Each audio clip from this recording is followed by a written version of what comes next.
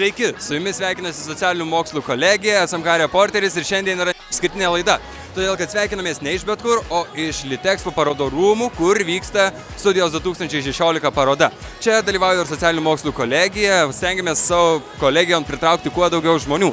Tad dabar pasidairykime po patalpas, pasižiūrėkime, kas čia smagaus vyksta, bei pabandysime pakalbinti dalyvius, dėstytojus, mokinius ir žinoma pasižvalgysime, kas vyksta mūsų stende. Taigi keliaukime.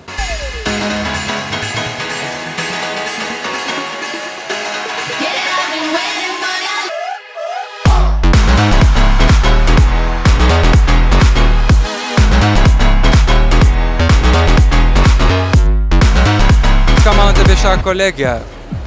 Aš iš tikrųjų likau nustebinta ir kadangi aš neįsivaizdavau iki dabar 12 klasėje esu ir neįsivaizduoju, ką norėjau veikti, tai aš realiai pradedu galvoti apie stojimą čia. Ačiū, o jūs? Tikrai žiauriai aфигенni žmonės.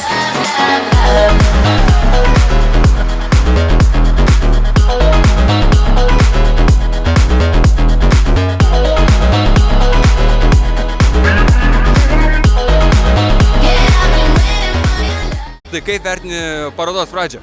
Iš tikrųjų labai smagu, kad daug žmonių atėję čia yra ir tikrai galim pasidžiaugti, kad labai eina daug žmonės, labai prieina ir labai domisi skirtingom studijų galimybėm ir skirtingom studijų programom. Supratau, ačiū tau. Beje, šį reportažą filmuoja ne kas kitas, o pati mergina, kuri užsuko pas mus ir nori studijuoti audiovizualinę kūrybą, tad laukiame jos kitais metais. O dabar žiūrėkime, kas vyksta toliau. Pas mus yra sudarytos sąlygos visapusiškai žmogaus saviraiškai ir kūrybiškumui. Mes esame tikrai tokia netipinė, nestandartinė aukštoji mokykla.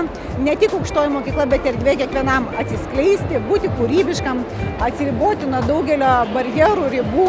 Mes visapusiškai skatiname žmogų tobulėti ir čia jam ne tik suteikiamos žinios, ne tik išsilavinimas, bet ir visas atveriamas jo potencialas ir mes visomis pajėgomis bendrai dirbdami kartu su studentais laviname juos ir parengiame visapusiškam gyvenimo keliui.